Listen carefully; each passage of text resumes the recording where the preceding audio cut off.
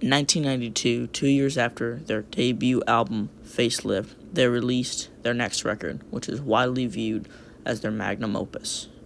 This is Alice in Chains' Dirt. None of the songs on Dirt are easy to listen to. Not in a production sense, the production is fantastic, but in subject matter, all of it is about really painful things. Rooster is about Jerry Cantrell's, the guitarist, dad, and his experience with Vietnam. And most of the other songs are about drugs and alcohol problems, especially with frontman Lane Staley. Despite the dark subject matter, Alice in Chains still managed to make an impeccable album, with 5 singles being released off the album, which is incredible, seeing as there's only 12 songs. That means that half of the album was single-worthy. All 5 of the singles from the Dirt album have pretty much become classics, with all of them getting their own individual music video and getting heavy airplay on MTV at the time. My personal favorite from the 5 singles released off the album has to be Rooster. The guitar and the vocals is just too much for it not to be my favorite. The singles isn't all this album has to offer. Nearly every other song is a masterpiece, with the exception of Iron Gland, which is a quick 1 minute, pretty much instrumental with guest vocals, and Sick Man, which I just generally don't like. The best deep cuts for me are Godsmack, which is just a kick-ass song. It's super catchy and gets stuck in my head all the time. Junkhead, which is super kind of down-to-earth, introspective song, or that's how it feels to me. And Dirt, which has some amazing guitar and some amazing dual vocals. To make a long story short, Dirt is a major evolution from their original debut, Facelift, and the EP that came out just a few months before that, Sap. Their first album, Facelift, while definitely still metal, was not grunge. It did not have as much of a killer edge as Dirt did. It was, in my opinion, kind of cheesy. Their other EP, Sap, while good, is just not very reflective of what the band would do in the future, even on Jar of Flies, their other acoustic EP.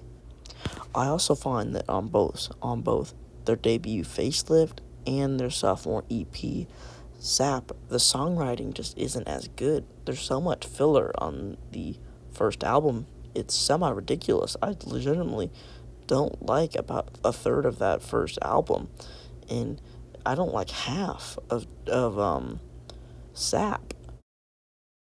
Alice in Chains went for a different direction in production and songwriting, as both are greatly improved in Dirt, opposed to Facelift and Sap. The tonal quality of this album is also greatly improved from Sap and Facelift. This wasn't so much an issue with Sap, seeing it was acoustic and generally did have the same vibe. But Facelift, when it comes to vibes, was all over the place after track 4, with I Can't Remember being kind of an odd acoustic song that doesn't really fit in that type of metal album. And the last 4 songs are generally not fitting. Real Thing doesn't make any sense. I Know Something doesn't make any sense in an album like that. Dirt doesn't have a song like that. They have a song I don't love, but it fits the theme. It fits in the tonal qualities of the rest of the album. This is also one of the last times we see Lane Staley at his full singing potential. He sings on Jar of Flies. He's at it there, but after that, in their self-titled, he's 100% not in his prime. Despite that album, in my opinion, their self-titled third release being a great album, it's definitely not Lane Staley at his peak. Or Jerry Cantrell, for that matter. Without Jerry Cantrell, that album wouldn't have been out, but he was really sludging along with the guitar riffs and the songwriting. It was all over the place. On that album, Lane wrote a lot of the songs too, but that's a tale for another day. The album art, along with most of the songs on this album, have become absolutely culturally iconic, with actor Mariah O'Brien, which we figured out only a couple years ago. She was anonymous for a long time, sitting in the sand in the middle of the desert. By now, my final thoughts on this record should pretty much be obvious.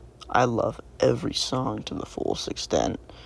I think the production is great. It's awesome. The music videos are awesome. There's some really cool production. The history of what was going through with the band was very interesting at this time. They were all in the throes of addiction, but I think the songs, while they weren't better for it, the songs were better for their addictions, and as they fueled that pain, agony into their art, and I think it works very, very, very well. That's all Alice in Chains is kind of about, or not all, but that's one of the big things. Is about funneling your pain through music, like a filter, and just showing everyone. I think they're great. I think the songwriting is also amazing on Jerry Cantrell's part, as I'm not sure if Lane Staley had written anything yet. On the topic of Lane Staley, he did write guitar riffs. On this album, he wrote Angry Chair, the guitar riff for that, and he also wrote Hate to Feel was a decently complex riff. So, pretty impressive for a non-guitar player.